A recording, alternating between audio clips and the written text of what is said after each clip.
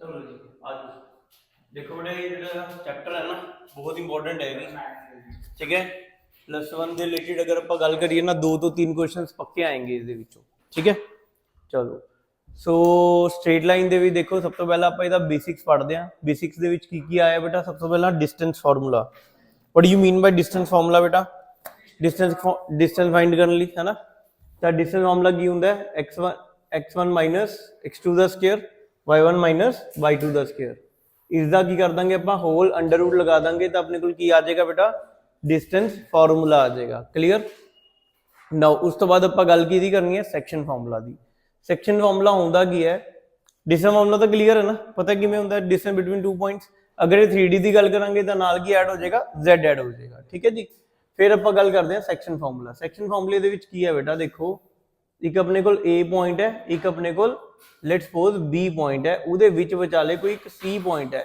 जिसनों आपां ने M ratio N च डिवाइड करता तो it will B M into B plus N into A divided by M plus N तो अपने कोल एक X की वैल्यू आएगी इदां ही अपने कोल किस की वैल्यू आएगी बेटा y की वैल्यू आएगी तो इसमें आप की कहने सैक्शन फार्मूला क्लियर जे m बाय n पॉजिटिव है इट मीनस ये इंटरनल डिवीजन है जे m बाय n की रेशो नेगेटिव आ रही है इट मीनस ये एक्सटर्नल डिवीजन है क्लियर और नॉट क्या मेरी गल फॉलो करके एक हमेशा मतलब जब भी सेक्शन फार्मूला लगाते हैं जे एक्सटर्नल डिवीजन होती है तो बीच माइनस आता है बेटा होर की बोल रहे हैं मैं सुनता सही ध्यान नाल कि जे रेशो नेगेटिव है तो की होएगा एक्सटर्नल डिवीजन जे एक्सटर्नल डिवीजन है बेटा तां ये देख ये A है बेटा ये B है बेटा ये लेट्स सपोज मैं कह रहा C है तो जिथे जिथे उरे प्लस का साइन आया हुआ उत्थे उत्थे बेटा किस चीज़ का साइन पा दो नेगेटिव का साइन पा दो इज इट ऑल क्लियर है जी बिल्कुल बिल्कुल बेटा तीनों पॉइंट्स एक ही लाइन के ऊपर लाई करे तभी पॉसिबल है वरना नहीं ठीक है जी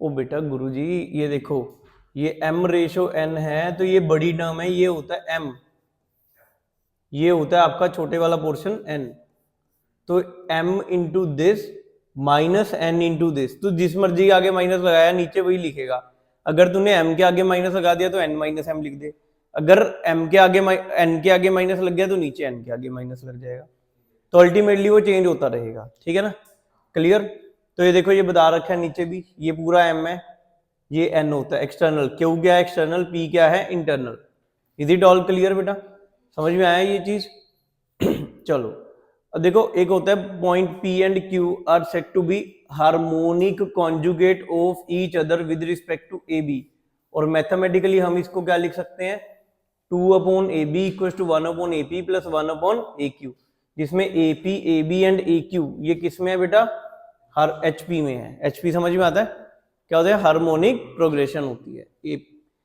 क्लियर हो गया जी समझ में आया ये चले आगे चले चलो नेक्स्ट अब देखो जी लाइन क्या है अगर लाइन इस तरह दी हुई है अगर ये लाइन किसी भी एक लाइन को डिवाइड कर रही है ए और बी को m रेशो n में तो बेटा ये जो रेशो है वो किसके इक्वल होगी negative of ax1 plus by1 plus c divided by ax2 by2 plus c इस रेशो के इक्वल होगी बेटा if a and b are on the same side of the given line then m by n is negative तो m by n क्या हो जाएगा बेटा आपका नेगेटिव हो जाएगा क्लियर और नोट समझ में आ रही है मान लो ये कोई लाइन है ये पॉइंट है ए बी यहां से कोई एक लाइन जो है वो कट करके गई इस पॉइंट को किस रेशो में m रेशो n में और ये जो व्हाइट वाली लाइन है इसको मैंने बोल दिया ये ax plus B Y plus C है तो ये m रेशो n किसके इक्वल होगा इसके इक्वल हो जाएगा इज इट ऑल क्लियर तो रेशो आपके सामने आ जाएगी समझ में आई ये चीज पक्का चलो उसके बाद बेटा बात होती है स्लोप स्लोप क्या होता है m equal to tan theta theta क्या है angle of inclination with respect to positive x axis ठीक है जी स्लोप क्या है angle of inclination tan theta with respect to x axis ठीक है या फिर क्या होता है y2 minus y1 over x2 minus x1 clear है जी एक मिनट करो जरा मैं एक मिनट करना जरा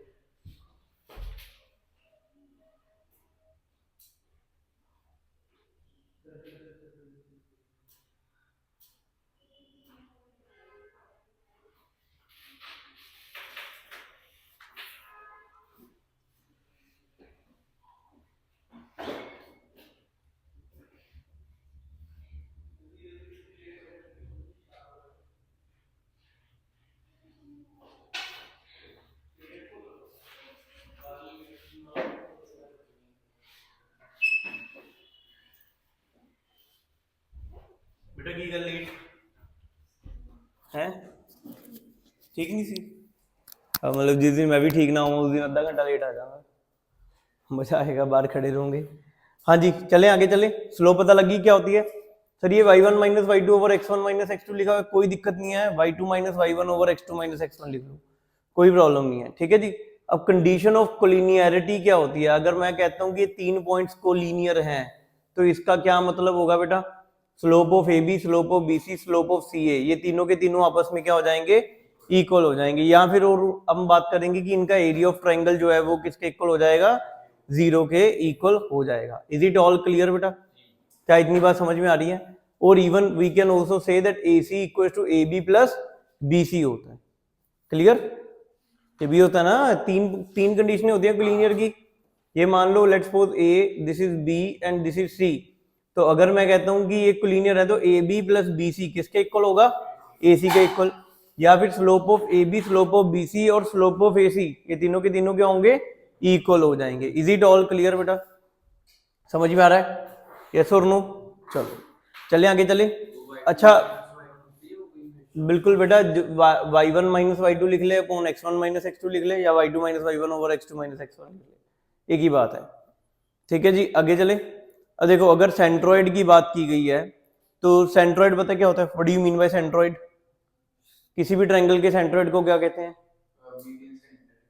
इंटरसेक्शन ऑफ मीडियंस। ये बात ध्यान में रखनी है, ये जो ईडी है, एडी है या सी एफ है या बीई है, ये क्या है बेटा, मीडियंस का इंटरसेक्शन है। Intersection of median is known as what, centroid.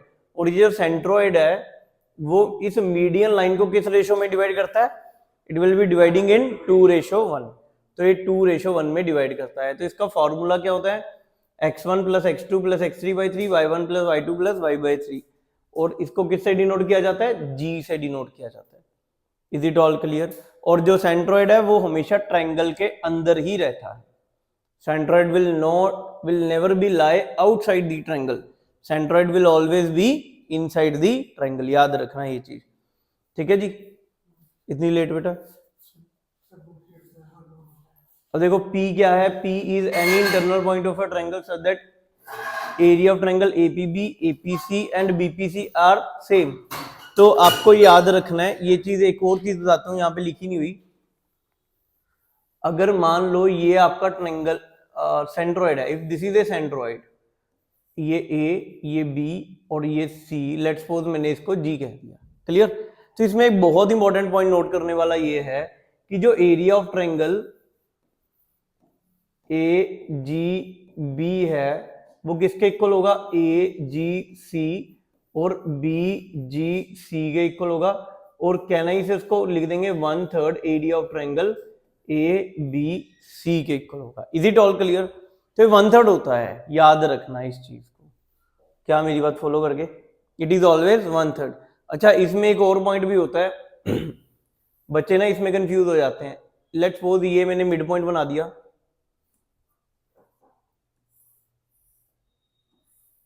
ये मिड पॉइंट है, this is A, this is B, this is C, this is D, this is E and this is F.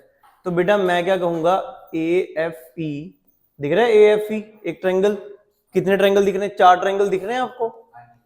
एक तो A F E दिख रहा है, एक आपको क्या दिख रहा है बी एफ डी, और आपको क्या दिख रहा है डी ई सी, और आपको क्या दिख रहा है डी एफ ई।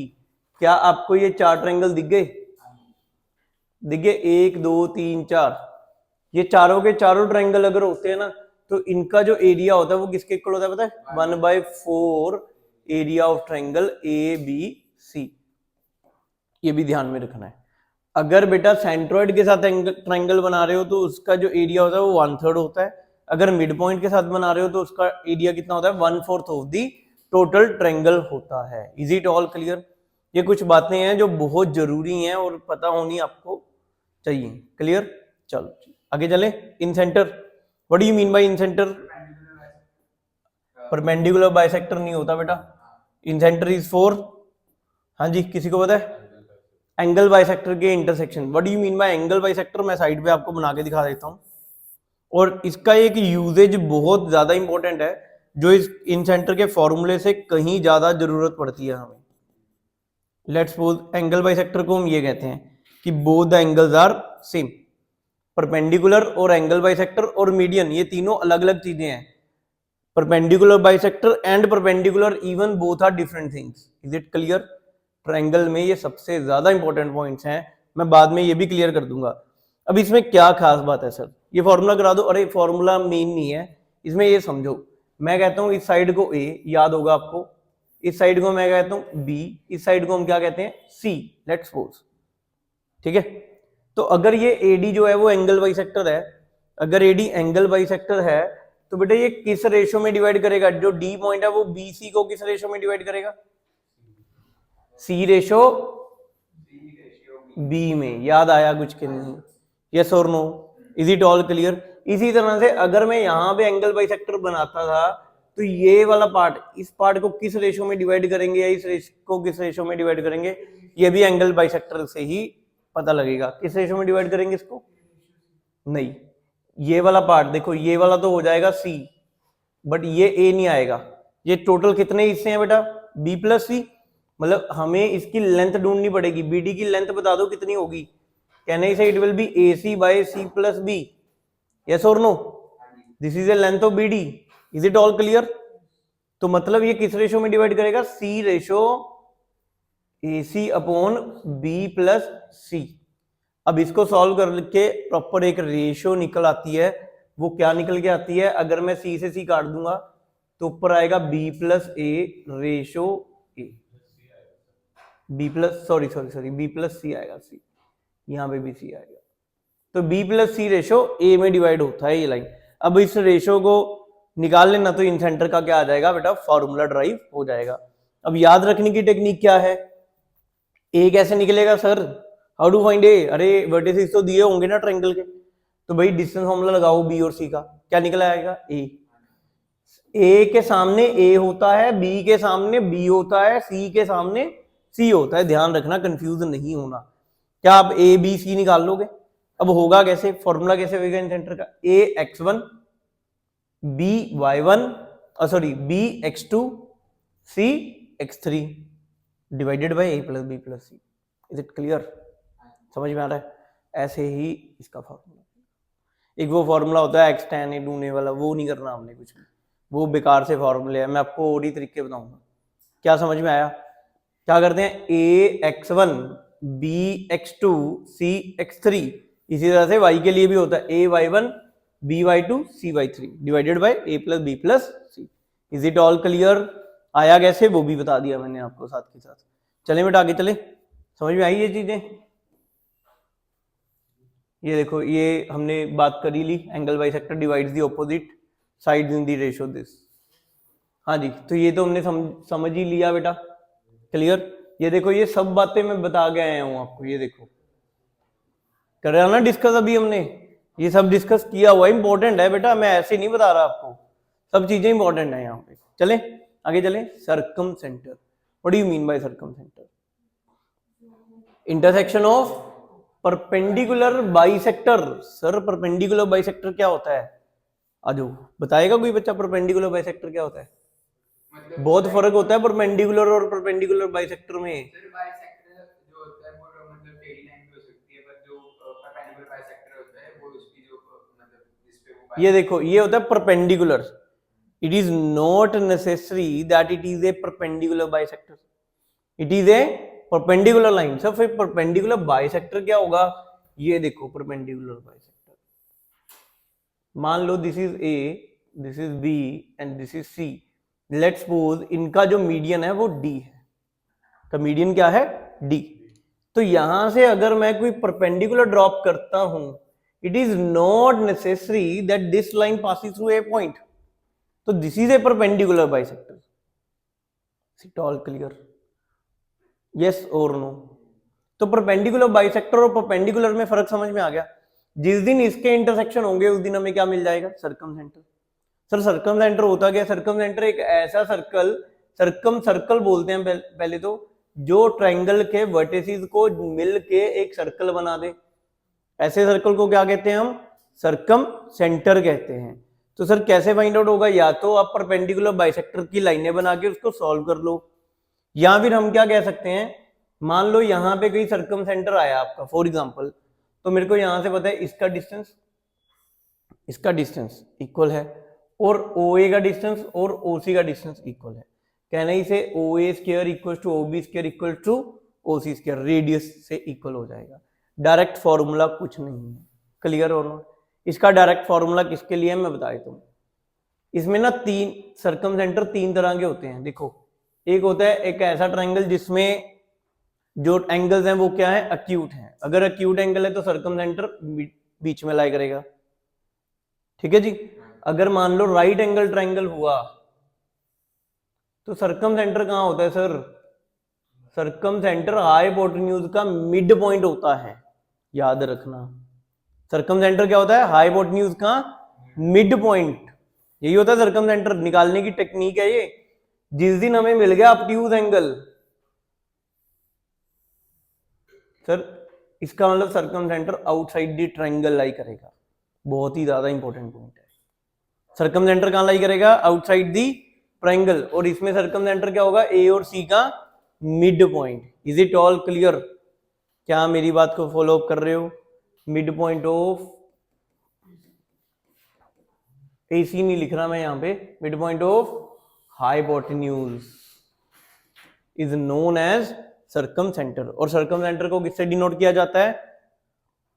चलो यार, वैसे O से डिनोट करते हैं बट हम C से डिनोट कर लेते हैं, इजी रहेगा। मैंने आगे एक रेशियो बतानी है आपको, क्लियर है जी। अच्छा, लिखा ही हुआ है नीचे, if the triangle is right angle then its circumcentre is mid point of the hypotenuse, find the perpendicular bisector of any two side and solve them to find circumcentre. तो मैंने यही आपको बातें बताई हैं। Is it all clear? मैं आपको चाहता हूं कोई फॉर्मूला याद नहीं करना, क्योंकि फंसेंगे, फॉर्मूला याद ही नहीं रहेगा तब तक। क्लियर है जी? समझ में आई ये चीजें? अब ऑर्थो सेंटर क्या होता है सर? ये देखो, ये बनाया ना हमने परपेंडिकुलर लाइन, किसी भी ट्रायंगल की परपेंडिकुलर लाइंस का intersection will give you what? Ortho centre. Is it all clear? समझ में आया? तो ऑर्थो सेंटर होता क्या है, इसमें ऑर्थो सेंटर का भी आगे देख लेते हैं एक बार।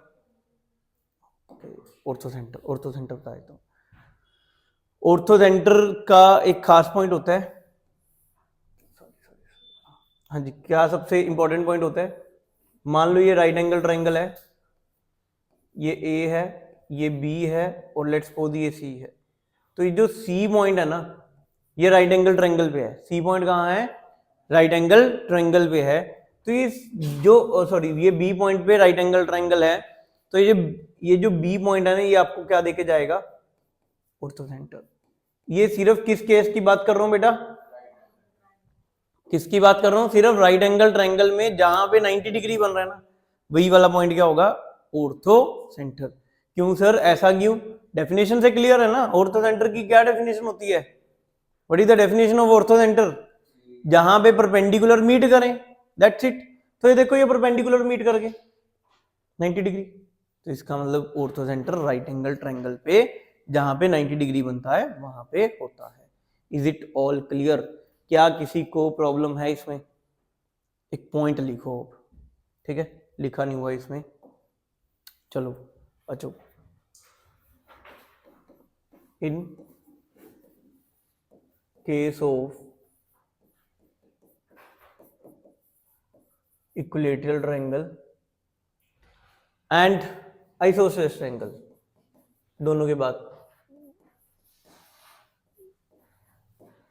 दोनों के केस में, इन case of equilateral and isosceles triangle,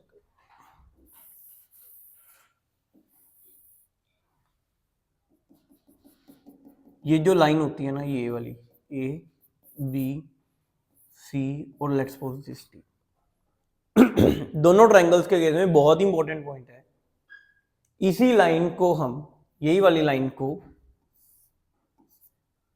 perpendicular bisector भी कहते हैं,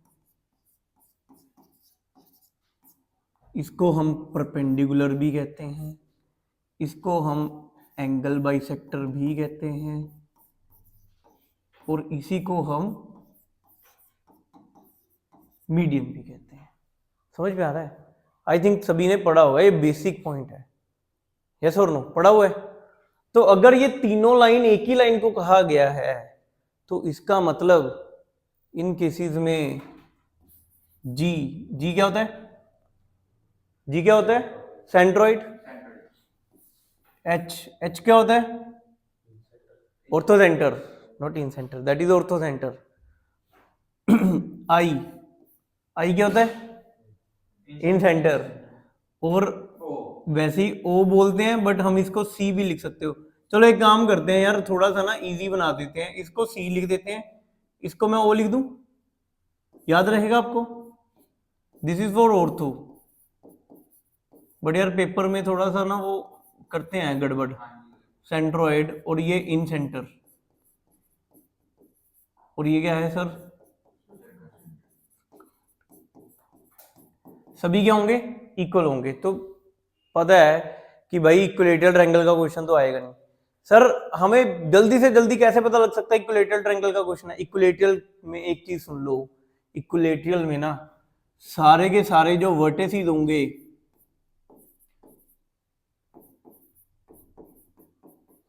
इसमें कोई ना कोई एक टर्म इररेशनल होगी। अगर ये सारे के सारे रैशनल आ गए ना, तो इट मीन ये इक्विलेटरल ट्रायंगल होना मतलब थोड़ा सा डिफिकल्टी है। ज्यादातर केसेस में क्या दिया होगा, इनमें से कोई एक जो होगी ना, अगर किसी में √3 दे दिया ना, किसी में एक पॉइंट पे भी √3 दे दिया, तो बेटा दिमाग कहाँ जाएगा? इक्विलेटरल ट्रायंगल में जाना चाहिए, और इक्विलेटरल से ये सब कुछ निकलता है। Is it all clear? समझ में आया? अगर √3 आता है, अगर इररेशनल टर्म आती है, तो एक बार में ही आप क्लिक कर जाना कि भाई ये शायद क्वेश्चन किसका है? इक्विलेटरल ट्रायंगल का ये क्वेश्चन है। इज इट ऑल क्लियर बेटा? समझ में आया? सर अगर बाकी ट्रायंगल हुए, तो बाकी ट्रायंगल अगर हम बात करते हैं,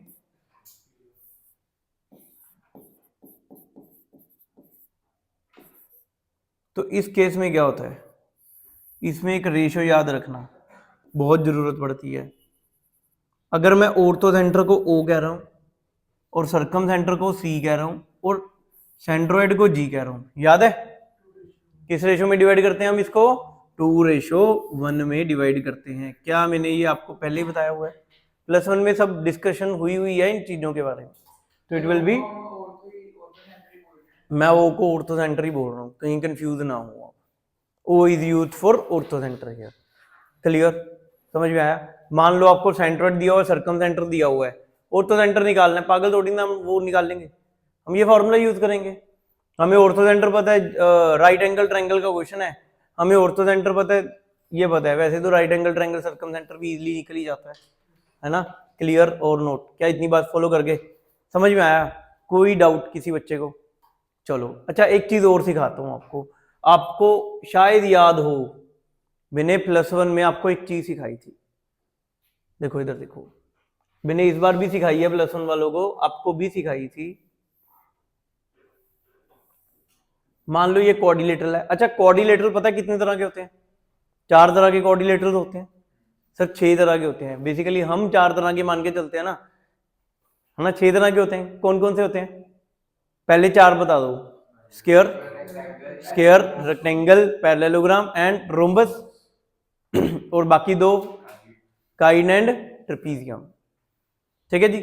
सर ये डिस्टिंक्शन क्यों की हुई है? देखो डिस्टिंक्शन इसलिए की हुई है, इन चारों में ना एक कॉमन सी बात होती है, डायगोनल्स क्या करेंगे? इंटरसेक्ट।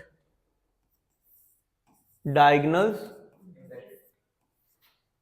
इंटरसेक्ट। अच्छा सर और क्या होता है? Diagonal intersect at 90 degree. और क्या होता है sir? Opposite sides are equal.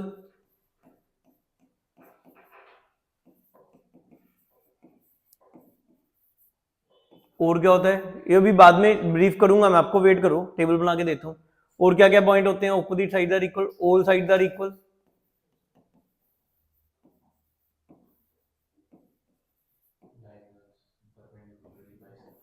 वो लिख दिया। डायगोनल्स इक्वल,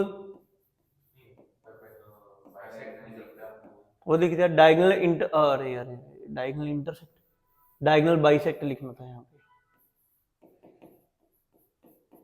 ठीक है जी, क्लियर हो गया? Diagonals equal. और क्या होता है? बस यही होते हैं मेन, या साइड्स 90 डिग्री बनाती है, वो तो हमें पता है स्क्वायर और रेक्टेंगल में होता है। स्क्वायर, रोम्बस, पैरेललोग्राम, ये रेक्टेंगल की बात कर लेते हैं। चलो यहाँ पे हमने लिख दिया रोम्बस। अब देखो डायगोनल बाइसेक्ट चारों में करता है, ट्रेपीजियम में नहीं करता, ट्रेपीजियम और काइट को छोड़ दो भी। Diagonal intersect at 90 degree in case of only square and rhombus, इन दोनों के केसेस में नहीं करता। Clear? Opposite sides are equal, square में भी होती हैं, रेक्टेंगल में भी होती हैं, पैरेललोग्राम में भी होती हैं, रोम्बस में भी होती है। ऑल साइड्स आर इक्वल, सिर्फ स्क्वायर एंड रोम्बस में होता है, इन दोनों के केसेस में नहीं होता। डायगोनल इक्वल सिर्फ स्क्वायर और रेक्टेंगल के केस में होता है, पैरेललोग्राम और रोम्बस के केस में नहीं होता। तो ये सबसे प्रीमियम कौन है? स्क्वायर है। मतलब square is a special case of rectangle and we can also say square is a special case of rhombus. Is it clear? तो देखो 4 लाइनों में हमने स्क्वायर, रोम्बस और इसके बारे में बात कर ली। Is it all clear? समझ में आ रहा है? एरिया निकालना तो आता है ना, रोम्बस का एरिया हाफ डायगोनल्स का मल्टीप्लीकेशन है ना, स्क्वायर का तो आता ही है ए स्क्वायर, रेक्टेंगल का आता है इंटू बी, पैरेललोग्राम भी निकाल लोगे, 2 साइडें बताऊं उनके बीच का एंगल, नहीं जरूरत ही नहीं है। ये एंगल अगर पता है थीटा और ये साइड मेरे को पता है ए और ये पता है बी, तो बेटा ये क्या होता है? Half A B sine theta. ये इन जनरल फॉर्मूला है सभी के लिए। जिस दिन ये 90 डिग्री बन गया, जिस दिन ये 90 डिग्री बन गया, उस दिन क्या बन जाएगा? यहाँ पे 1 हो जाएगा। ये क्लियर हो गया? समझ में? अरे अरे हाफ हाफ लगा दिया, गलती से हाफ लगा दिया, हाफ नहीं आएगा। हाँ हाँ भाई, वेक्टर से आया ना, mod of A B sine theta. Clear? Yes और नो? तो एरिया ऑफ पैरेललोग्राम निकालने की टेक्निक है। अच्छा, इसमें सबसे बेस्ट चीज बताता हूँ एक और, क्या होता है सर? ये तो आपको नोट करने वाली चीज है। अगर ए पता है, बी पता है, सी पता है और डी फाइंड करना है, याद करो, बताया था मैंने आपको, याद करो, बहुत बहुत ज्यादा इंटरेस्टिंग पॉइंट था। अगर ए पता है, बी पता है, सी पता है, डी फाइंड करना है, तो क्या करते थे हम कहते थे डी के सामने वाली साइड को माइनस कर दो और दोनों को ऐड कर दो। वर्टिसेस पता है आपको? क्या क्या पता है इसमें? x1 y1 पता है, x2 y2 पता है, x3 y3 पता है। तो डी के वर्टिसेस निकालने, तो मैं डी के सामने कौन है? x2। तो भाई डी निकालने के लिए हम क्या करेंगे? x1 plus x3 minus x2। फिर आगे क्या करेंगे sir? y1 plus y3 minus y2। याद आया कि नहीं आया? ये पॉइंट मैंने मेरे ख्याल से जब मैं स्ट्रेट लाइन स्टार्ट करता हूं तो मैं पहले दूसरे लेक्चर में ये पॉइंट डिस्कस कर लेता हूं। सर ये कहाँ जरूरत पड़ेगी? ये मैं बताता हूँ कहाँ जरूरत पड़ेगी। डायरेक्टली ऐसे पूछेगा नहीं, ध्यान से सुनना। कर लूँ अगला पेज, कर लूँ, है ना? ये लिख लिया सबने, ये शॉर्टकट टेक्निक है। आया कैसे? सॉल्व करके सॉल्व कर लो, सॉल्व करना पड़ेगा ना, ट्रिक बनी हुई है। नहीं, डायगोनल्स बाइसेक्ट करते हैं, उसका मिड पॉइंट और इसका मिड पॉइंट इक्वल कर दिया तो ये फॉर्मूला क्रिएट हो जाता है। क्लियर? कर लेना, हो जाएगा। अब मैं आपको इसके जरिए एक और पॉइंट भी बताना चाहता हूँ, करिए, बड़ा अच्छा पॉइंट है, मतलब आपका इतना टाइम बच जाएगा, आप पूछो ना, आप कहोगे हाँ सर कमाल होगी। चले करें, स्टार्ट करें। अब क्या होता है क्वेश्चन में ना, मिड पॉइंट ऑफ ट्राइंगल्स दिए होते हैं, फंस जाते हैं हम। सर क्या क्या क्या? मान लो हमें एक ट्राइंगल दिया हुआ है, मैं सही कह रहा हूं, बहुत इंपॉर्टेंट पॉइंट्स हैं, अभी भी +1 पढ़ा रहा हूं ना, उसमें भी बता रहा हूं ये सब चीजें, तो उनको मतलब अगर मिड पॉइंट दिए होते हैं तो खुश हो जाते हैं कि हमें आती है ट्रिक लगानी। देखो ये ए पड़ा है, ये बी पड़ा है और ये सी पड़ा है। लेट्स सपोज ये मैंने डी बोल दिया, ये ई बोल दिया और इसको मैंने क्या दिया? एफ।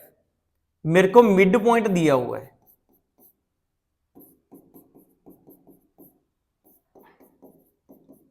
अब मेरे को किसी ने कहा ए निकाल के दिखाओ, मैं क्या करूंगा? मैं कहूंगा this plus this divided by 2 एक equation, this plus this divided by 2 दूसरी equation, this plus this divided by तीसरी इक्वेशन। मतलब हम पेज 1.5 पेज भर देंगे, फिर जाके कहीं x1 y1 x2 y2 x3 y3 आएगा। मैं कहता हूँ डायरेक्ट लगा सकते हैं। कैसे? देखो अगर मिड पॉइंट दिया हुआ है तो हमें पता है इनके मिड पॉइंट्स पैरेललोग्राम बनाते हैं। ये देखो ना, एक देख लो बस, ये देखो, ये पैरेललोग्राम की फीलिंग आ गई।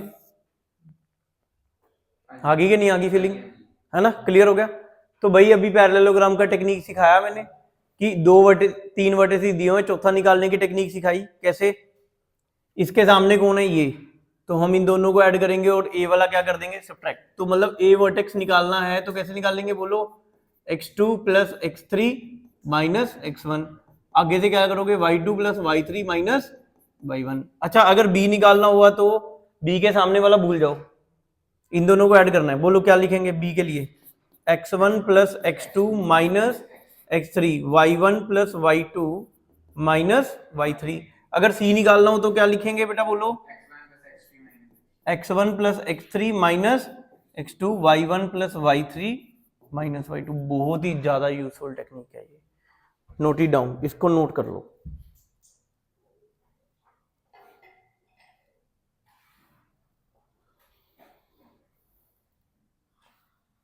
एक और फॉर्मूला भी है, बाकी चलो बता देता हूँ वो भी।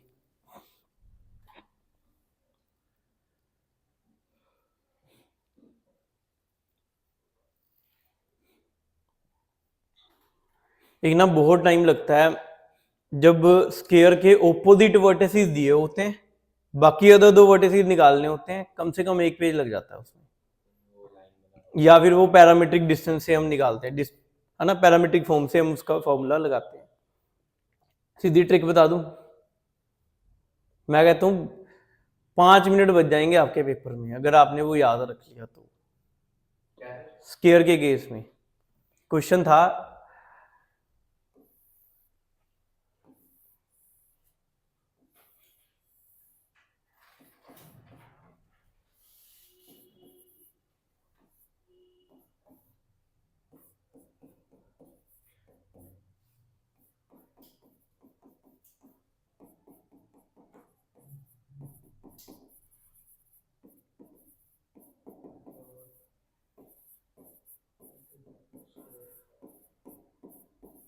आपने भी किया हुआ है ये क्वेश्चन, मतलब कम से कम 1.5 पेज लगता है इस क्वेश्चन को, या 1 पेज कम से कम खा जाएगा ये।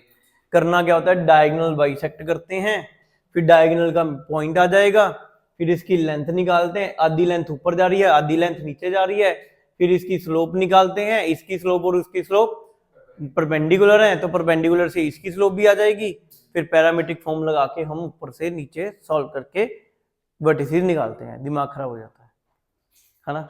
कम से कम लग जाएंगे आपको, नाना करते 3 से 4 मिनट पक्के हैं इस क्वेश्चन के ऊपर लग ही जाएंगे। लेकिन एक ट्रिक आती है, सीधी सीधी ट्रिक है। क्या होती है ट्रिक, सुनो।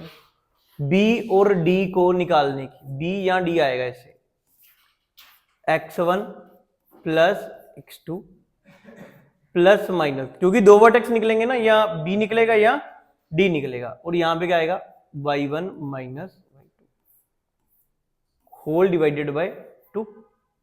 एक बार x1 x2 का एडिशन करना है, सब्ट्रैक्शन किसकी की हमने, y1 y2 की। दूसरी बार देखो क्या करेंगे, y1 प्लस y2, ये देखो सिमेट्रिक फॉर्म है ना, और अब यहाँ पे प्लस माइनस है ना, अगर मैं यहाँ पे प्लस कर रहा हूं तो यहाँ पे माइनस करूंगा, अगर यहाँ माइनस कर रहा हूं तो यहाँ पे प्लस करूंगा, तो यहाँ पे क्या आएगा sir, x1 minus x2 whole divided by 2। बड़े आराम से डायरेक्ट बी या डी की वैल्यू आ जाएगी। हाँ, अब तू कहेगा बी कौन है डी कौन है, इससे क्या लेना देना भाई, उसने तो अदर टू वर्टिसेस पूछे जेडी मर्जी ला ले। मैं स्केयर पता नहीं ना, ABCD माने आगे एडी, ABCD ए मन्ने आगे ए मन्ने, जिथे मर्जी ले ले, गल तो इको ही है। ये देख x1 y1 ये रहा x2 y2, सॉल्व करना पड़ेगा यार, सॉल्व करके आएगी ट्रिक।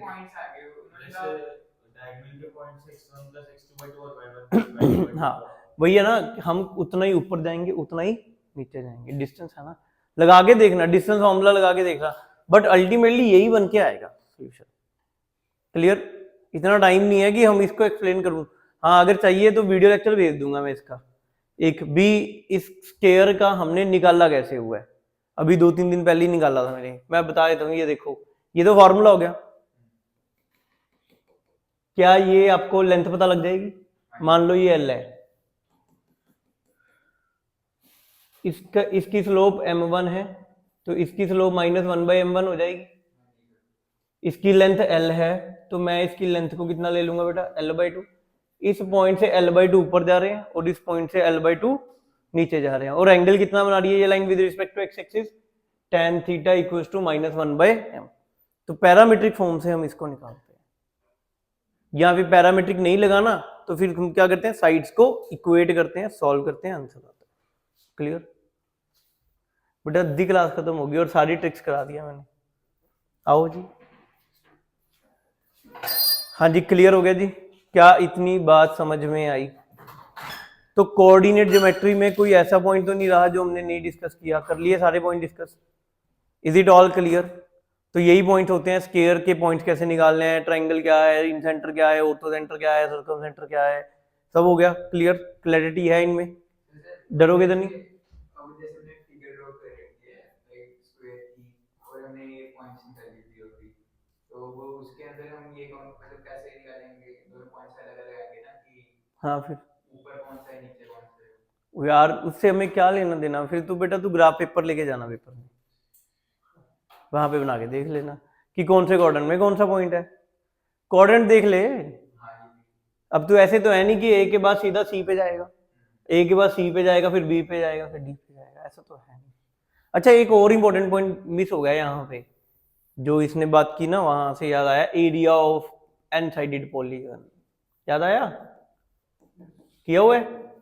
पॉलीगन के किसी भी साइड, कितनी भी साइड का पॉलीगन हो उसका एरिया कैसे निकालते हैं, याद है किसी को? नहीं? हाँ हाँ पढ़ाया था, x1 y1 x2 y2, SARS method जिसको बोलते हैं, ये डिटर्मिनेंट को निकालने की भी शॉर्टकट टेक्निक है। 4/4 के लिए भी नहीं, हाँ 3/3 के लिए यूज होता है। हाँ जी क्लियर है। अब सर इसको कैसे सॉल्व करते हैं, ये देखो जो हार्ड लाइन है वो प्लस, जो डॉटेड लाइन है वो माइनस, याद आया कुछ? x1 y2 minus x2 y1, x2 y3 minus x3 y2। याद रखना ये ऑर्डर में लिखने हैं, बिना ऑर्डर के लिखे मत आ जाना, ऐसा ना हो कहीं पहला ए पॉइंट ये लिख दिया फिर उसके बाद सी उठा के लिख दिया, ऐसे मत कराना, आंसर नहीं आएगा। क्या वो स्क्वायर बना, ए से सी फिर बी फिर डी, या ए से सी फिर डी फिर B, it is not a square. Square तभी बनेगा या तो आप ऑर्डर लो ए बी सी डी, या ऑर्डर लो A D C B, order ध्यान में रखना। क्लियर? सर ऑर्डर कैसे पता लगेगा? क्वाड्रेंट्स देख के। सर अगर किसी को पॉइंट्स ना पता हो तो कैसे निकालेंगे? जैसे क्या पता हो? हेक्सागन उसका एरिया फिर डिराइव करना पड़ा। नहीं वो तो रेगुलर हेक्सागन होगा ना, तो फिर बेटा वो इक्विलेटरल ट्रायंगल बनाएगा सेंटर से। तो सर ऐसे बना के ऊपर और नीचे जो ट्रायंगल है वो सिमेट्रिकल थे, तो एक का हाँ तो मतलब एक का निकाल के बाकी 6 से मल्टीप्लाई, अब ऐसे ही कंडीशनें आएंगी तो फिर कुछ ना कुछ तो हमें और दिमाग लगाना पड़ेगा बेटा। एक साइड तो देगा ही बेटा, बिना एक साइड से कैसे होगा? वो तो कह रहे हैं ना कि वर्टिसेस नहीं दी हुई, साइड दी हुई है, अब वो भी रेगुलर होगा तभी पॉसिबल है, रेगुलर होगा तभी पॉसिबल है। इक्विलेटरल का पता है √3/4 ए स्क्वायर, याद है ना सभी को? √3/4 ए स्क्वायर हीरोन्स फॉर्मूला याद है? एरिया ऑफ ट्रायंगल का root S, S minus A, S minus B, S minus C, S क्या होता है? Half perimeter A plus B plus C divided by 2। याद आ रही हैं बातें कुछ? उसका कोई पता नहीं है।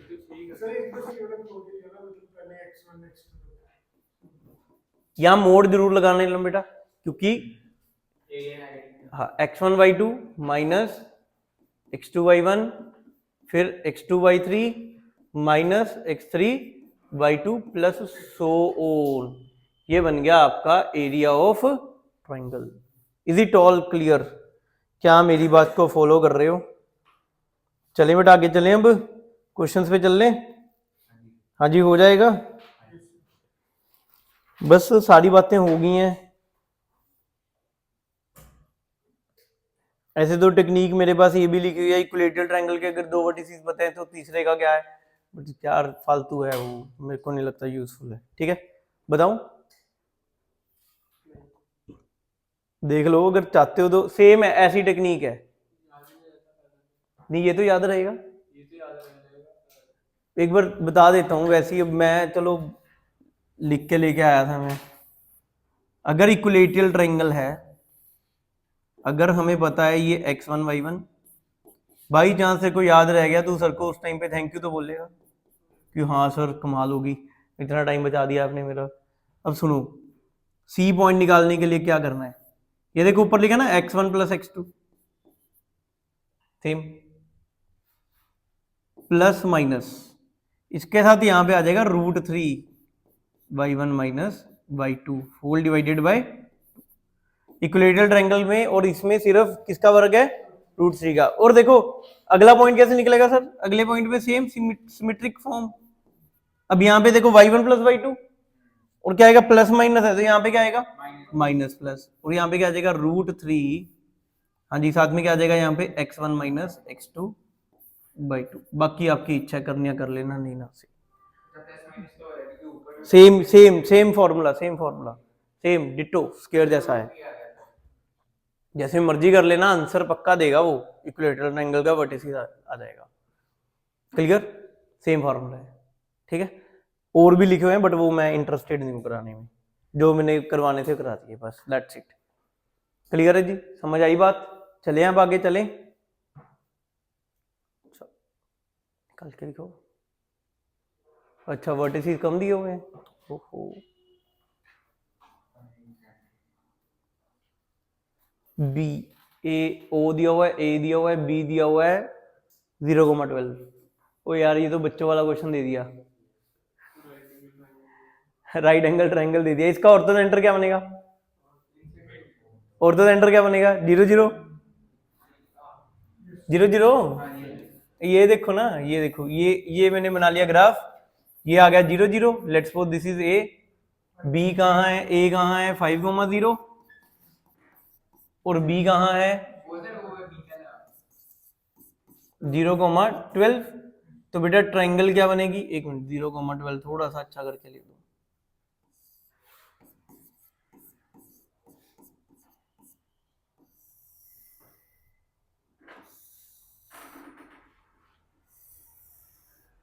तो ये बन गया आपका क्या, ऑर्थो। इसका मिड पॉइंट क्या बन जाएगा 5/2,6। ये क्या है आपका सर्कम सेंटर, बट मांगा गया है इन सेंटर। इन सेंटर बताएंगे तो मेरे को पता लगी ये वाली साइड कितनी है 5, ये वाली साइड कितनी है 12, और ये वाली साइड कितनी है 13। तो बस 13 इंटू 0, ये 0 0 है। हाँ जी, तो इन सेंटर का फॉर्मूला क्या होता है, 13 इंटू 0 0 हो गया, 5 इंटू 0 अगेन 0 हो गया, 12 इंटू 5 60, और इन सभी का सम कितना बन रहा है 30। क्लियर। अब नेक्स्ट निकाल के देखो, हाँ जी, 5 इंटू 12 कितना बन गया, अगेन नहीं सॉरी ये तो, हाँ ये 60 बनेगा सच, 5 इंटू बाकी सब 0 बनेंगे, और नीचे फिर क्या आ गया 30। तो इसका इन सेंटर 2,2 आ गया। वैसे ही जनरली बताने के लिए, हाँ वैसे 2 नहीं, वे पागल सेंट्रोइड होता है, अभी बता गया हूँ मैं। देखो आइटम साडी क्लास दसो, एक ना एक्स सेंटर भी होता था, याद है, आउटसाइड दी, छोड़ो सिलेबस में नहीं है, बाद में बात कर।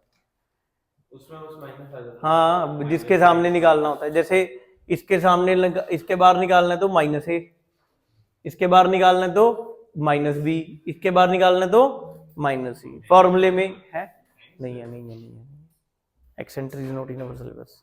अगर आ गया तो निकाल लोगे, कुछ नहीं है। फॉर्मूले में क्या होता है, जैसे ये इसका 3 एक्सेंटर निकलेंगे हमारे, एक तो इसके बाहर, एक इसके बाहर और एक इसके बाहर। इसके बाहर निकालना है तो -a का यूज करेंगे।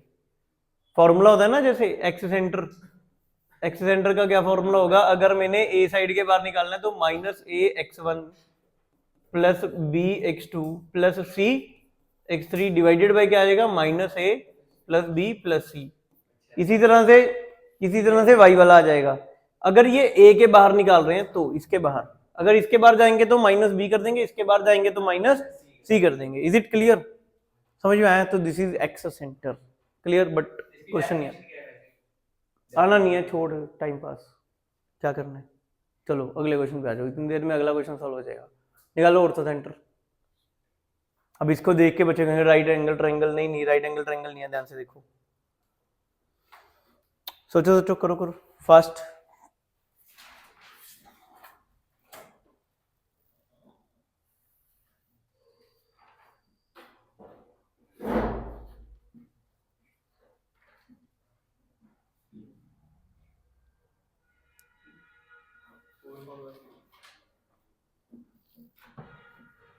हम्म, 4,0 आ रहा है, नहीं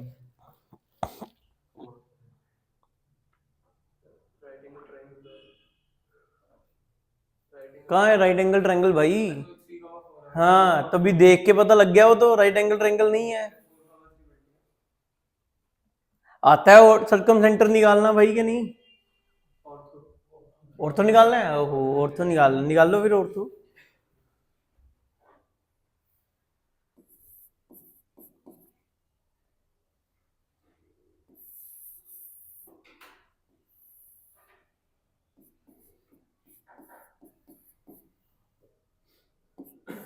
इक्वेशन ऑफ लाइन से बताऊं निकालना के फिर, और तो कोई तरीका है नहीं। बाकी तो फिर एक तरीका ये है कि सर्कम सेंटर निकाल लो, सेंट्रॉइड निकालो, वो तो बहुत लेंथी हो जाएगा। ठीक, हाँ इसको लाइन से सॉल्व करना पड़ेगा, सिखा दूं?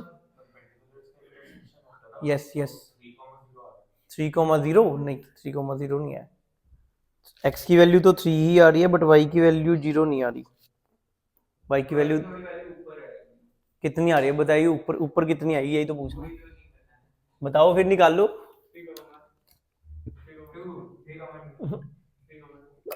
अगर फ्रैक्शन में भी तो आ सकता है यार। इन्फिनाइट आंसर बोलेगा।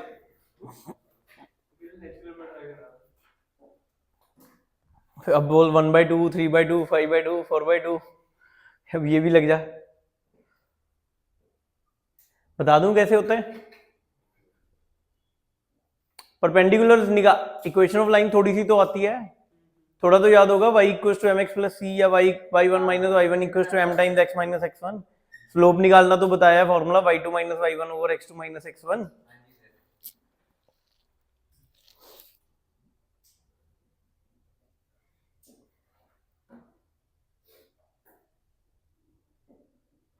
कुछ बच्चे इन्ने मतलब इन्ने ज्यादा सुस्त ने बेचारे तो उठे ही नहीं जा रहे सवेरे, ते वो बहुत ज़्यादा बुरा हाल है। और सोचो दे आर थिंकिंग कि they want to crack IIT JEE, उन्होंने तो बेचारे तो उठ के नहीं आया जा रहे थे, वो IIT जेई के सपने ले रहे हैं। देखो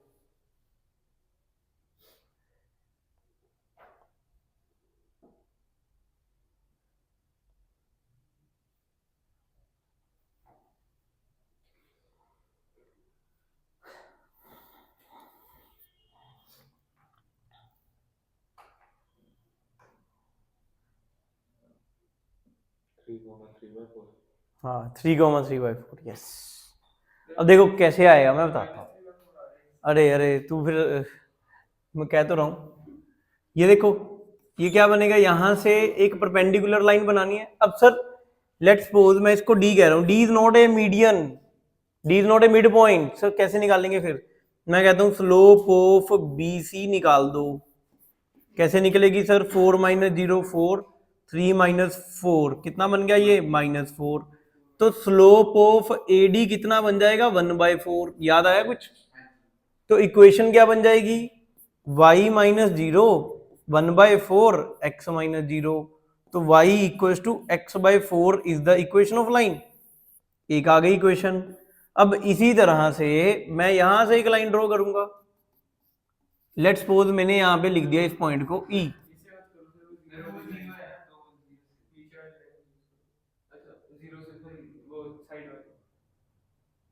एक ही बात है यार, जहां मर्जी से कर। भाई इक्वेशन तो मेरे को इसकी निकालनी है ना, उसकी क्या निकालनी? उसकी तो निकाल ली।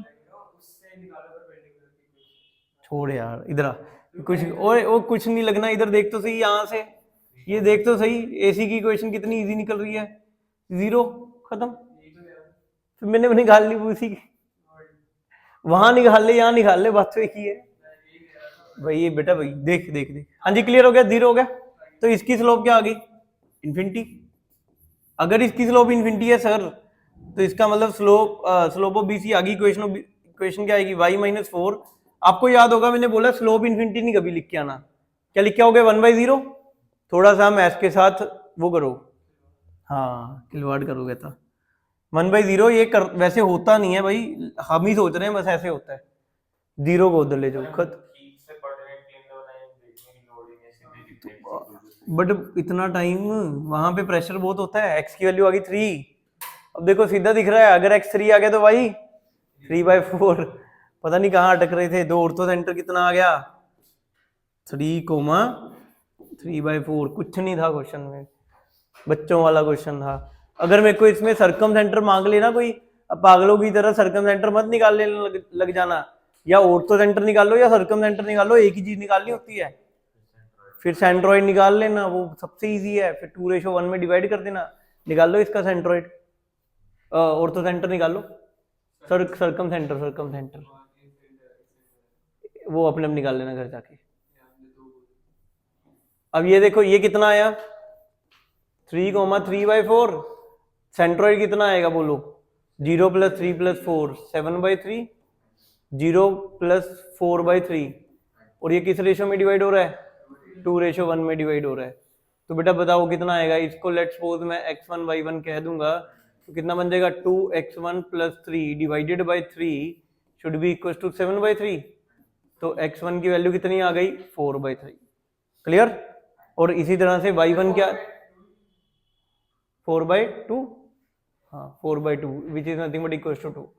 फिर इसी तरह से क्या आएगा बेटा 2y1 + 3/4 divided by 3 should be equal to 4/3।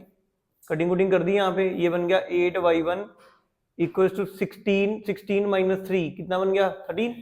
तो y1 की वैल्यू कितनी आ गई 13/8। तो इस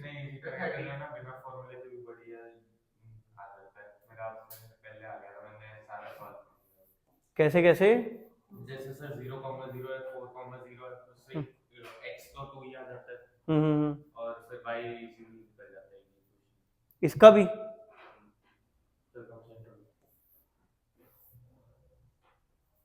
बना के देख लेते हैं भाई, आ जाओ।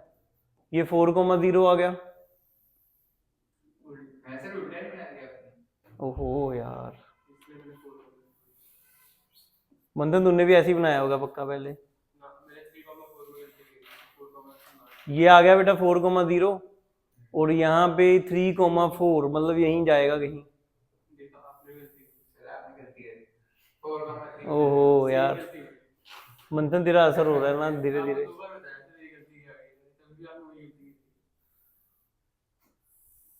ये बन गया सर अब 0,0 और 4,0 से देखें तो x तो 2 ही दिख रहा है सीधा, अब y बस। अच्छा ठीक है, ये देखो ना भाई मीडियन मिड पॉइंट क्लियर है जी, या ऑर्थो सेंटर का भी पॉइंट देख लो 3,3/4 ठीक है जी। बना सकते हो जैसे आपको ठीक लगे, ठीक है जी।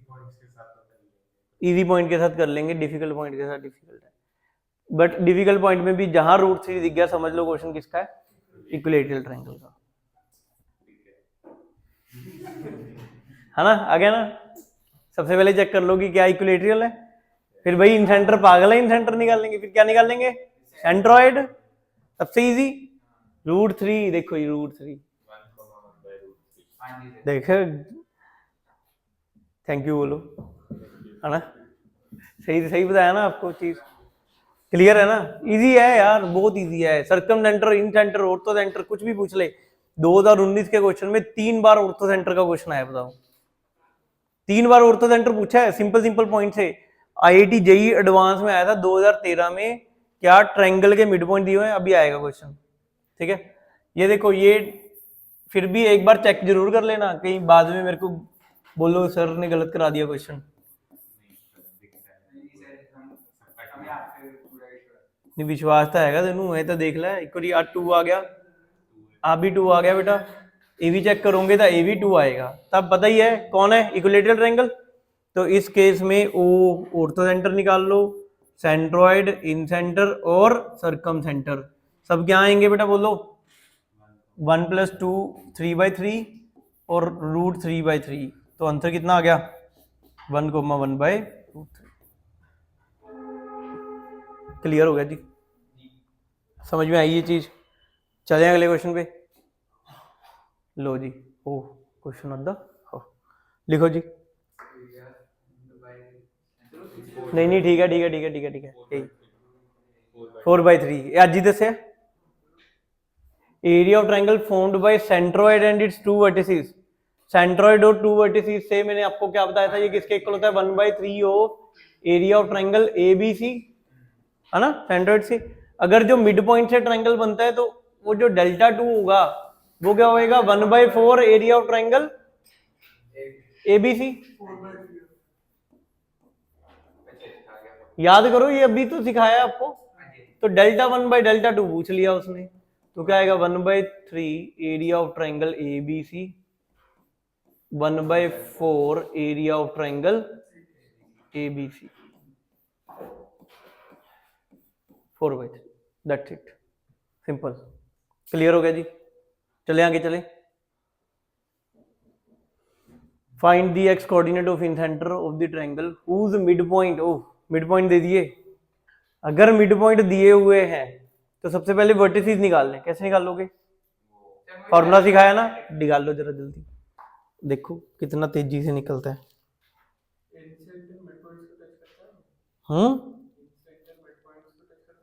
नहीं नहीं नहीं नहीं, कहीं नहीं लिखा हुआ ऐसा, गलती मत कराना। समझ में आया क्या पूछ रही है? ये बच्चों में बहुत बड़ी प्रॉब्लम है। मान लो ये कोई ट्रायंगल है, चलो by chance right angle triangle बना दिया, ये कहता कि ये एक सर्कल है,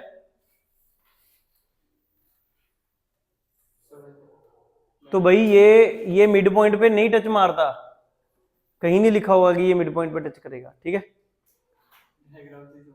समझ गया ना। हाँ मेरी वैसे डायग्राम ये मिड पॉइंट को टच कर भी सकती थी, यहाँ पे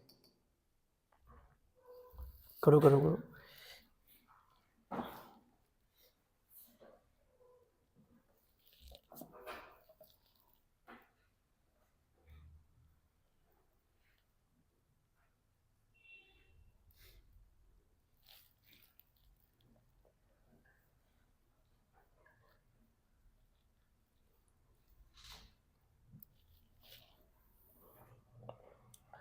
एक और भी पॉइंट था ऑर्थो सेंटर का ना, एक क्वेश्चन आया हुआ है पेपर में, तो मैं आपको भी दिखाता हूँ, आप कहोगे वाह सर ये सही है।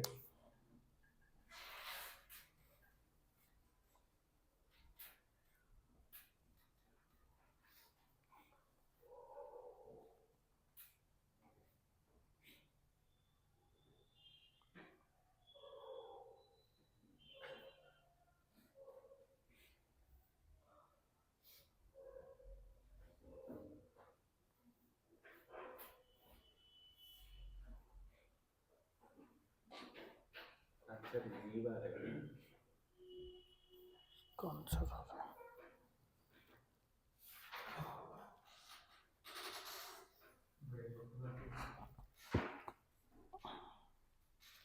कितना आ रहा बोल, √2 प्लस नहीं आ रहा। इन सेंटर कभी भी ट्रायंगल के बाहर नहीं ना बनेगा, it will always lie inside the triangle, तो तेरा पॉइंट इस ट्रायंगल के बाहर आ गया। राइट एंगल ट्रायंगल कहाँ से बन रहा है भाई, राइट एंगल ट्रायंगल नहीं है। अच्छा राइट एंगल ट्रायंगल, ओके 0,0 बन रहा है एक, फिर भी चलो राइट एंगल ट्रायंगल से हमें क्या लेना देना, प्लस नहीं आ रहा, नहीं आ रहा, पता नहीं, चेक कर लेते हैं, चलो आजो। पता नहीं यार मेरे क्या पूछा गया है, एक्स कोऑर्डिनेट पूछा ना,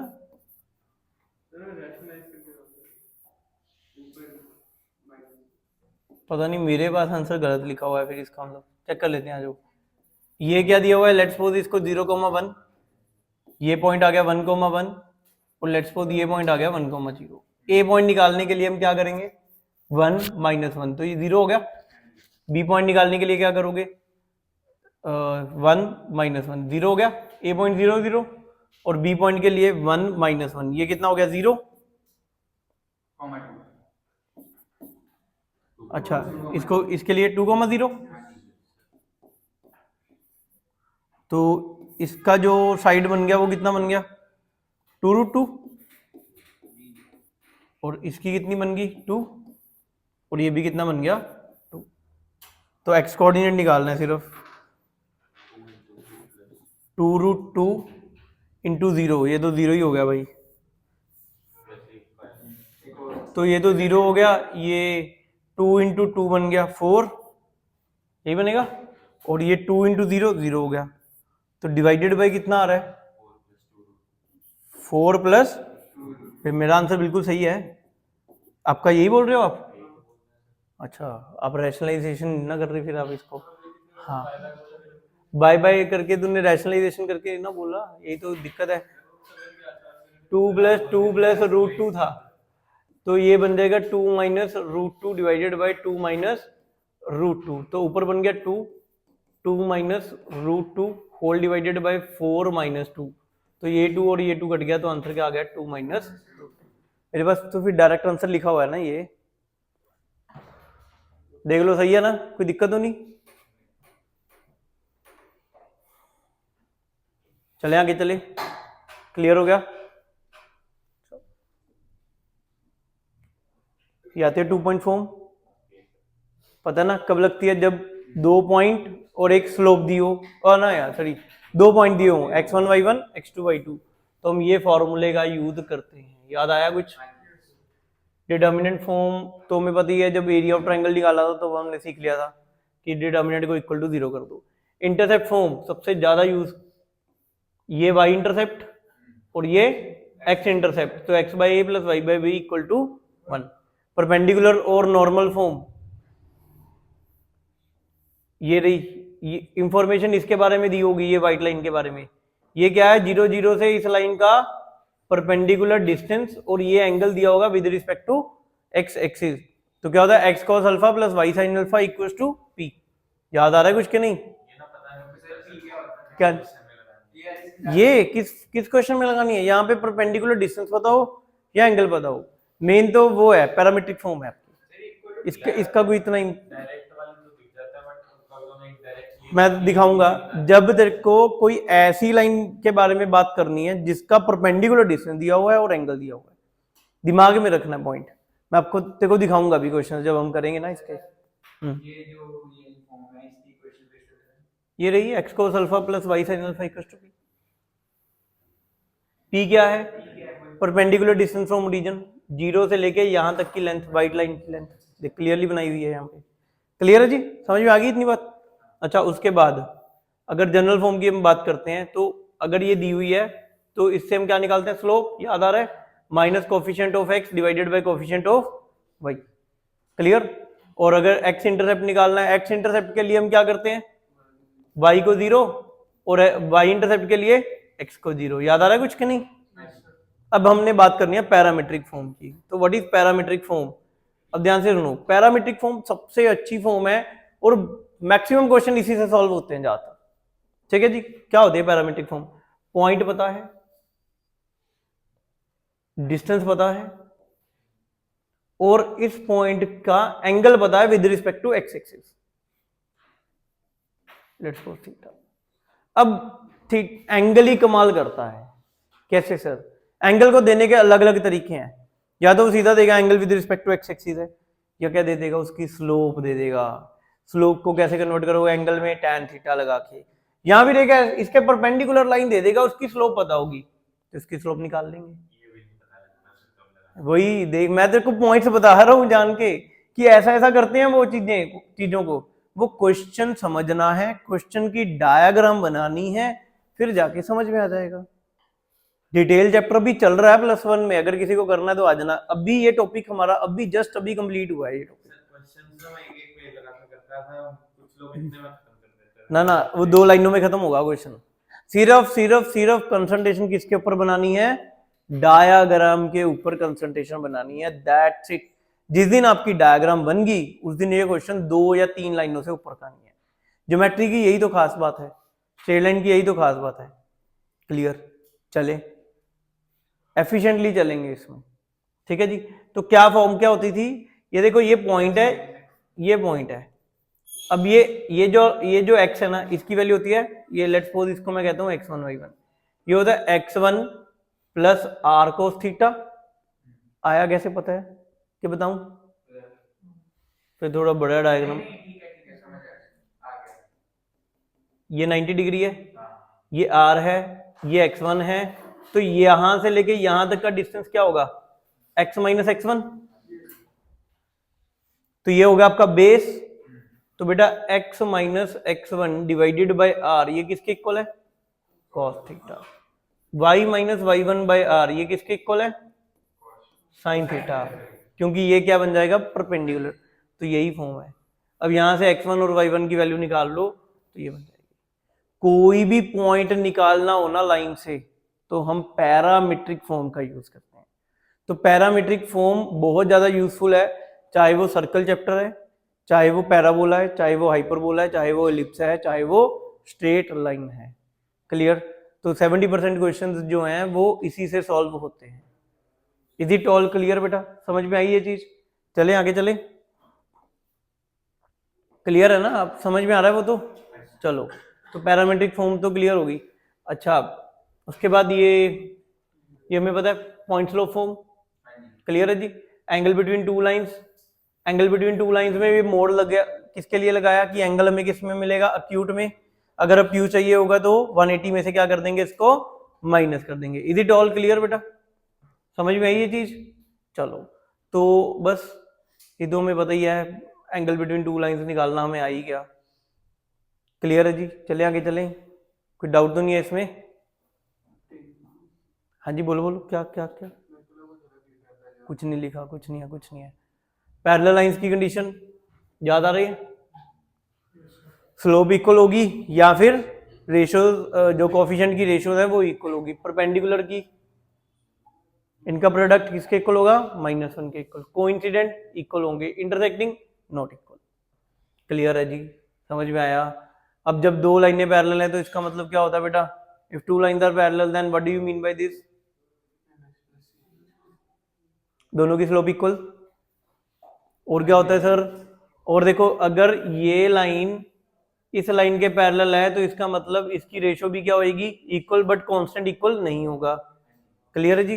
अच्छा, दो पैरेलल लाइंस के बीच में डिस्टेंस निकालना हो, कौन सा डिस्टेंस है, शॉर्टेस्ट डिस्टेंस या परपेंडिकुलर डिस्टेंस, क्या होगा, कांस्टेंट, दोनों कांस्टेंट में से क्या कर दो, -√a² प्लस b² कर दो, तो आपके पास क्या आ जाएगा बेटा, बोलो क्या आ जाएगा आपके पास, डिस्टेंस आ जाएगा। एरिया ऑफ पैरेललोग्राम छोड़ दो, ये तो हमने किया हुआ है, वो ही पीछे साइन थीटा वाला, ए बी साइन थीटा, या फिर ये P1 P2 आपको क्या दिए हुए हैं, टू ऑपोजिट पेयर्स के डिस्टेंसेस दिए हुए हैं, ठीक है, एंगल बिटवीन देम। ठीक है जी, क्लियर हो गया जी, समझ में आया।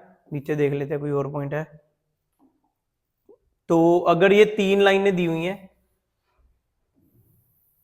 और इन तीन लाइनों के बीच में हमें क्या ढूंढना है बेटा, डिस्टेंस ढूंढना है, तो कैसे ढूंढेंगे,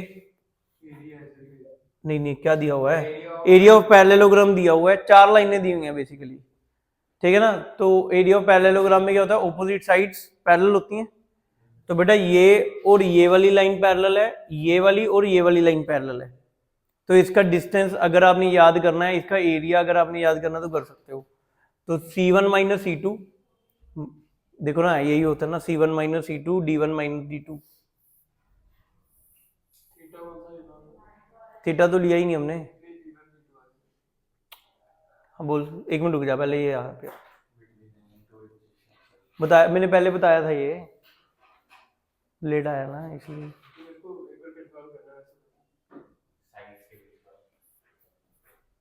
ये देखो जी, मजा आएगा ना, लेट जो बच्चा लेट आए ना उसमें मजा आता है फिर ना बता के इसको। हाँ जी, इधर देखो, इधर देखो, ये दो लाइनें हैं, इन दो लाइनों के बीच का डिस्टेंस निकाल लोगे, कैसे निकलेगा, पैरेलल वाला, वही बस वही याद रखना, बस यही चीज लिखी हुई है यहाँ पे, C1 minus C2 D1 minus D2। नीचे याद रखना कि ये नहीं आएगा, नीचे क्या आएगा, M1 minus M2, angle between two lines वाला formula type, m1 minus m2, याद रखोगे ये चीज। वो तो सर ऐसे होगा कि root plus m square plus proof पे तो भी जाना नहीं है, प्रूफ वाला टाइम खत्म। अभी सिर्फ हमने क्या करना है, रेक्टिफिकेशन। सही कह रहा हूँ मैं, अब खुद बोल रहा हूँ लाइव लेक्चर में, अभी जो टाइम है ना प्रूफ वाला टाइम नहीं है अभी। अभी सिर्फ और सिर्फ किसका टाइम है, फॉर्मूलेज को रिटेन रखने का टाइम है, याद रखने का टाइम है। क्लियर। अब किसी भी चीज के अंदर जाने का टाइम नहीं है, अभी डीपली अंदर जाने का टाइम बहुत कम है। अभी तो मेन टाइम है हमारा क्वेश्चन सॉल्व करना मैक्सिमैक्स, और कौन सा फॉर्मूला याद रखना है, क्योंकि जेई में मैथ्स में ये सबसे ज्यादा टेक्निक हेल्प करती हैं, शॉर्टकट फॉर्मूलाज। जितने हम याद कर सकते हैं उतने याद कर लो। ये आप अपनी शॉर्टकट टेक्निक उसमें लिख लेना शॉर्ट नोट्स में, C1 minus C2 into D1 minus D2 upon M1 minus M2। बाहर क्या लगा हुआ है, मॉड लगा हुआ है। इज इट ऑल क्लियर, समझ में आया, पक्का। चले आगे चले। परपेंडिकुलर लाइंस क्या होती है बेटा, परपेंडिकुलर लाइंस। हाँ जी, इनकी स्लोप का मतलब एलिवेट हाँ ये ले भाई, ये देखो दिख गया एंगल थीटा पैरेललोग्राम का, ठीक है, क्लियर हो गया।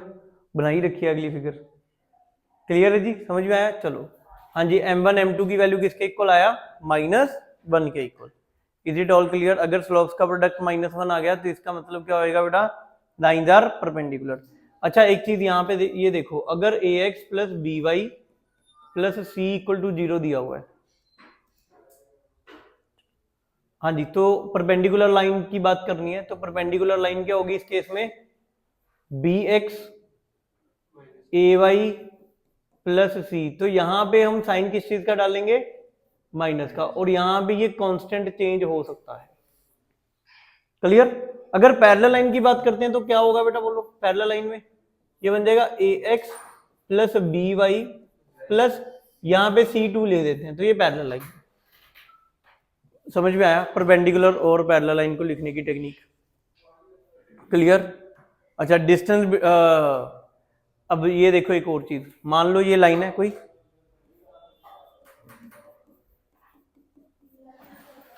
मान लो ये P1 P2 है, 2 पॉइंट इस साइड लाई कर रहे हैं, या फिर 2 पॉइंट इस साइड लाई कर रहे हैं। अगर आप इन दोनों पॉइंट्स को पुट करोगे, या तो ये पॉजिटिव आएंगे दोनों के दोनों पुट करने पे, या ये दोनों के दोनों पुट करने पे क्या आएंगे, नेगेटिव। अगर मैं बात करूंगा P1 पुट कर दिया और P2 पुट कर दिया, करने पे पॉजिटिव आ गया, it means points lies on same side, point lies on same side. अगर एक पॉइंट इधर लाई करता है, let's suppose P5 and P6 दोनों अपोजिट साइड लाई करते हैं, तो P5 और P6 रखने पे क्या आएगा बेटा, नेगेटिव। तो it means points lies on opposite sides. इतनी बात फॉलो कर रहे हो, point lies on same side, ये point lies on opposite side. Is it all clear. अगर मैं बात करता हूं बेटा लेंथ ऑफ परपेंडिकुलर की, तो फॉर्मूला याद है ax1 plus by1 plus c divided by root of a square plus b square. याद करो, ये अभी स्टेट 3D में भी बात की थी हमने इस फॉर्मूले की। क्लियर है जी, समझ में आ गई ये चीज। बस इमेज ये बाद में बात करते हैं, ठीक है जी। हाँ जी, फोटो परपेंडिकुलर है, अच्छा बस 2 लगा दो, इमेज बन जाएगा। मैंने वो रिफ्लेक्शन देख के बोला कि इमेज वाला टॉपिक। बाकी फोटो परपेंडिकुलर क्या होता है, बहुत इजी है। अगर ये फॉर्मूला याद नहीं रखोगे तो भी आ जाएगा, बट याद रख लोगे तो ज्यादा बेस्ट है। ये देखो ये डिस्टेंस वाला फॉर्मूला लगा हुआ है। हाँ बहुत इजी है, कुछ भी नहीं है। वो वेक्टर में हम क्या करते थे, डायरेक्शन को साइन निकाल के उनके परपेंडिकुलर लाइन निकाल के सॉल्व कर दो, आंसर आ गया।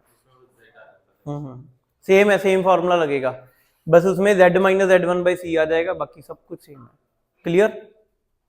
ये देखो अगर यहाँ पे 2 लगा दें तो इमेज आ जाएगी, अगर यहाँ पे सीधा ही रहे तो क्या आता है बेटा, रिफ्लेक्शन। ये देखो 2 आ गया, ठीक है जी।